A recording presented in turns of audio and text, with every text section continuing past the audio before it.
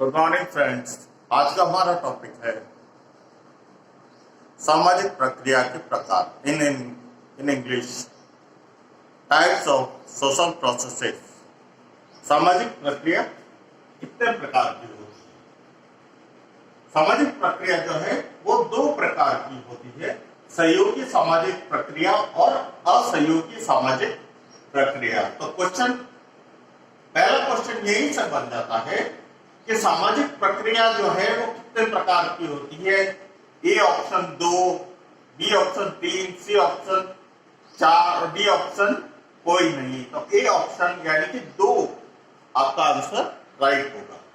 अब सहयोगी प्रक्रिया भी जो है वो 4 प्रकारों में पाई जाती है। तो दूसरा क्वेश्चन यहां से बन जाता है कि सहयोगी सामाजिक प्रक्रिया कितनी होती है, 2, 3, 4 या 5। तो 4 आंसर राइट होगा। तो सहयोगी सामाजिक प्रक्रिया के 4 प्रकार है: सहयोग, व्यवस्थापन, सात्वीकरण और एकीकरण।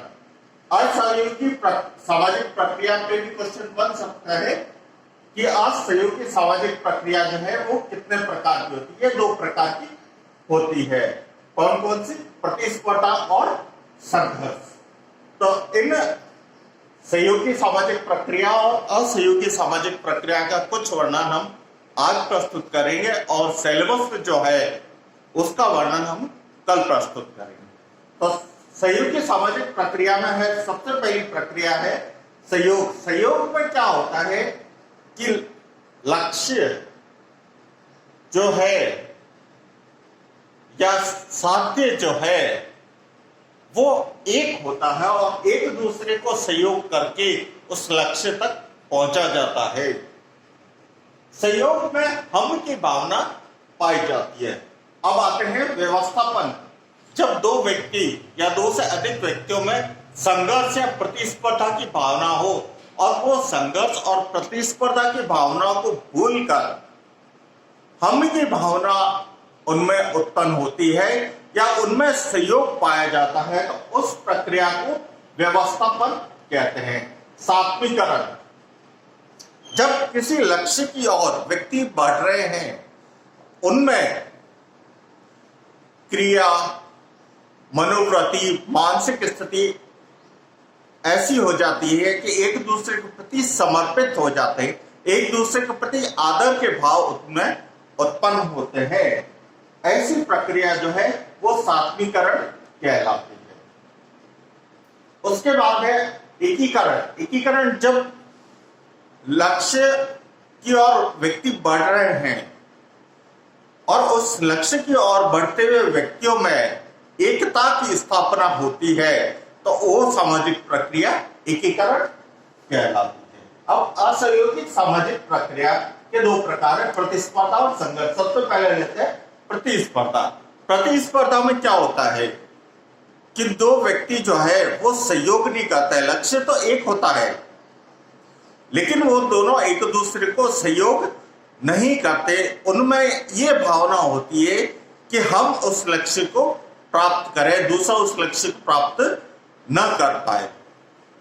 और संघर्ष में क्या होता है कि लक्ष्य तो एक होता है लेकिन दोनों में स्थिति ऐसी होती है कि वो एक दूसरे को मारने पीटने के लिए तैयार हो जाते हैं लक्ष्य प्राप्ति की ओर।